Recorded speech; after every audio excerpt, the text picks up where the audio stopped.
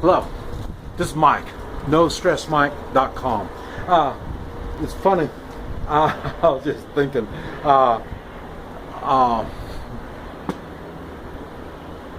people that they don't do things to improve their health, and that's because, well, they're not sick.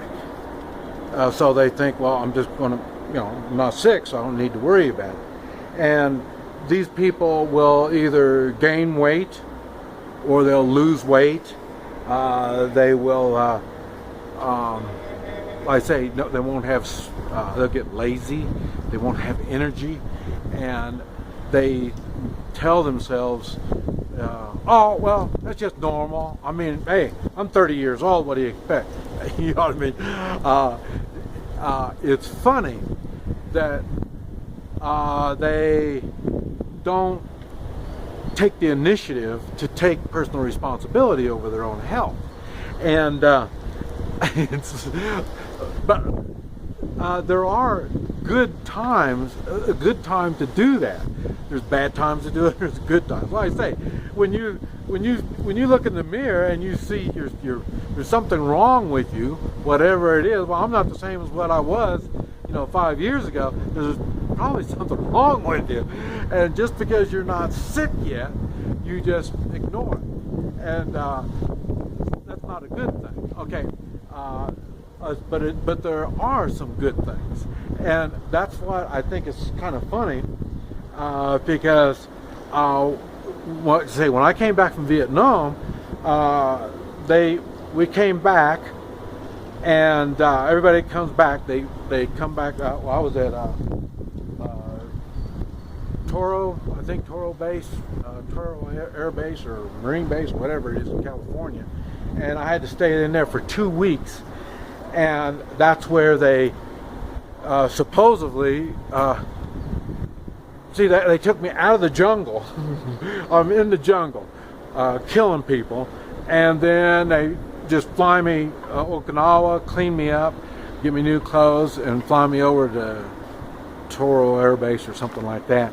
And like I say, I was there for 2 weeks, and they teach you to supposedly calm down, and you're no more, that killer instinct comes out of you. So, and it was funny because what they're doing is they just have you do things, polish your brass, do this, do that, just stuff like that. They start teaching you to take orders, and I thought it was funny because I don't take orders good at all. But the thing is, if you don't take orders, they're going to make you stay in the Corps. So, that's the 2 weeks of my life. I did everything I was told, and but like I say, I didn't want them to keep me in there anymore. So I did what they told me, and then bam. And so 2 weeks from leaving the jungle, I'm walking the streets, and your mental is not right yet. And so, but it's okay. I got it figured out. It took me a couple of years, a lot of drinking, a lot of wild women, a lot of sleepless nights, and a lot of smoking, all kinds of crap. But I got through it. But nobody mentioned to me that, Mike, I think there's something wrong with you. Nobody told me. So I didn't know that. I just kind of took it for granted. Everybody coming back from Vietnam must be like me. So I just never thought nothing about it. And I talked about midlife crisis and stuff like that. All these things I did not label. I didn't get myself labeled for that stuff. And I think it's funny because I don't know how many vets, like I say, they get disability for whatever, whatever, it doesn't make any difference. But the thing is, you are labeled as being disabled now. And same thing, my wife, after she had the strokes, at one point, she was totally paralyzed. And I wouldn't let her sit in the wheelchair and just be a vegetable. And I wouldn't let them label her as being disabled. They say, well, when she's disabled, well, then she can make money for doing this and doing that. And when she's disabled, we'll have somebody come to your house and clean your house and do the cooking. Oh, that's what I married her for. So it was funny. So in other words, I wouldn't let them label her like that. We didn't even take the disabled sticker thing. So what happened, I would drive up to the front door, and we'd go shopping or something, and I'd let her out, and first I'd have to put her in the wheelchair, and then as she got better, I'll walk her over to the bench and have her sit down on the bench, let me go park the car, and then come back. It's not like I would park the car in where the crippled people park. No, I didn't do that. Why? Because I wasn't going to allow her to be labeled whatever it is that she has. And it's funny because I have my health issues. Physical health. I'm like everybody else. I'm not perfect. And but the thing is, I don't go to the doctor and let him label me as you've got whatever. And no, I'm not going to let him do that, because once he labels me on whatever it is that he's going to give me for, well, then now he can give me medicine, and now the insurance will pay. Why? Because I've been labeled as a whatever it is. One of the things was diabetic. My wife, it wasn't good enough that she wasn't a diabetic. That wasn't good enough. So then what they said is, well, you're a borderline diabetic. So then you need to take this medicine for a borderline. So they couldn't even wait for her to be a diabetic. So then they jumped it up by borderline.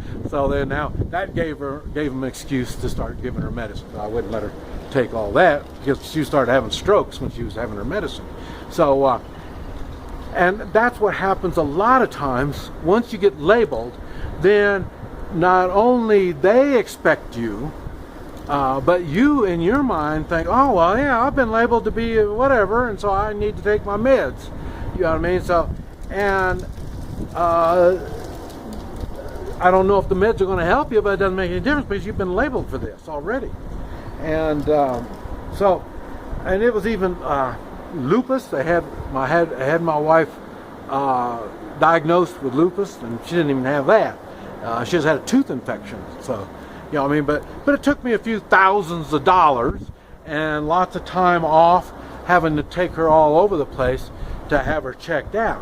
So, in other words, they're always looking to label you for something, and then you believe what you've been labeled. So, and it's funny, you have those people, and like I say, you have the other ones that they know they're out of shape, they get tired and all this, and instead of doing something, they wait until they get labeled for whatever it is. It doesn't make any difference. Okay, like you're gaining weight now. Not everybody. That's what I thought was kind of odd. Not everybody that gains weight is a diabetic. In other words, not all diabetics are overweight. So, and I think it's funny because if you get a weight change, and it doesn't concern you, why? I know I've been eating extra cake or pie or something like that. That's why I gain a little bit of weight. But I don't wait till 20 pounds over, and then I figure out, well, maybe there might be something wrong with me. I need to be labeled something. No. It's funny. I even seen I don't know if it was YouTube or in the news or something, and they had a 2-year-old kid that was like 100 pounds, and they said, well, he's got some kind of hormone, that's not working right and all this kind of stuff. And so an investigative reporter went to the house and stayed in the house with the kid, and they found out they fed the kid McDonald's all the time. The kid constantly ate all the time. He was just a little chunk that just he continually eat, and they like I say, they fed him fast food stuff. And so, of course, he's not, of course he's going to get sickly, if not overweight. He just got overweight, but you don't get healthy by eating nasty stuff. And at that age, they're developing, and so what happens? He had a hormone imbalance of some type. His parents weren't taking the responsibility of feeding him properly. So this idea about being labeled has its good and has its bad, but we're all back to the same thing, taking personal responsibility, and then more than likely you won't be labeled. If you can get a hold of whatever issues you have and get it taken care of before it turns into a problem, before you are labeled, and then you don't have to worry about all that kind of stuff. This is Mike, NoStressMike.com.